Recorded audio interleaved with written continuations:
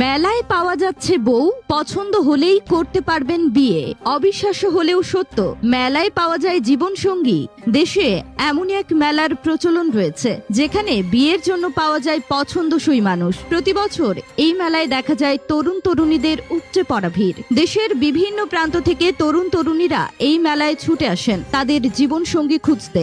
যদি মেলা থেকে কেউ তার মনের মতো মানুষ পেয়ে যায় তাহলে পরিবার থেকে তাদের ধুমধাম করে বিয়ে দেয়া হয়। এই মেলায় আসা অধিকাংশ তরুণ তরুণীর বয়স 18 থেকে 25 বছরের মধ্যে। মেলায় আসা তরুণীরা নজর কাটতে বাহারি পোশাক ও সাজে নিজেদেরকে সজ্জিত করে রাখে। 200 বছরের ঐতিহ্য ধরে রাখতে প্রতি বছর দিনাজপুর জেলার বীরগঞ্জ উপজেলার গোপালগঞ্জ সরকারি প্রাথমিক বিদ্যালয় মাঠে এই মেলার আয়োজন করেন ক্ষুদ্র নৃগোষ্ঠী সদস্যরা। সাধারণত দুর্গাপূজার বিজয়া দশমীর 2-1 দিনের মধ্যেই এই মেলা বসে। হাজার হাজার আদিবাসীদের অংশগ্রহণে পুরো এলাকা জমজমাট হয়ে যায়। মেলায় আদিবাসী সম্প্রদায়ের মানুষ ছাড়াও হিন্দু মুসলিম সম্প্রদায়ের মানুষের উপস্থিতি ছিল চোখে পড়ার মতো। উৎসব মুখর পরিবেশেই আয়োজিত হয় জীবন সঙ্গী খুঁজে নেয়ার অভিনব এ মেলা।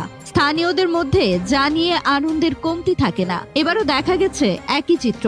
স্থানীয় লোকজনের কাছে মেলাটি বাসিয়াহাট বা বউ মেলা নামে পরিচিত।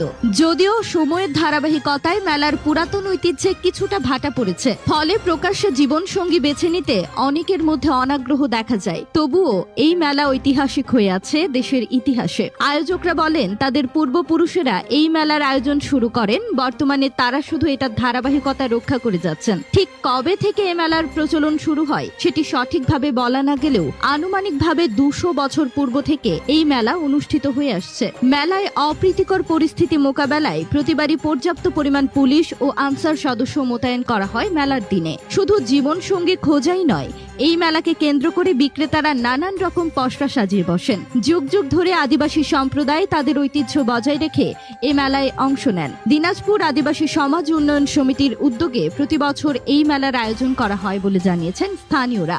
দিনাজপুর তো বটেই, পাশাপাশি ঠাকুরগাঁও, পঞ্চগড়, নীলফামারী, রাজশাহী, নওগাঁ সহ বিভিন্ন জেলা থেকে ক্ষুদ্র নৃগোষ্ঠী তরুণ তরুণী সহ বিভিন্ন বয়সী নারী পুরুষ এ মেলায় ভিড় করেন। প্রতিবারের মতো এবারও কয়েক হাজার মানুষের পদচারণায় মুখরিত হয়ে ওঠে দেশের অন্যতম ঐতিহ্যবাহী ও জীবন সঙ্গী খোঁজার আদিবাসী সম্প্রদায়ের এ মেলা। আমি আসি মোটামুটি প্রায় 10-12 বছর থেকে মেলায় আসি।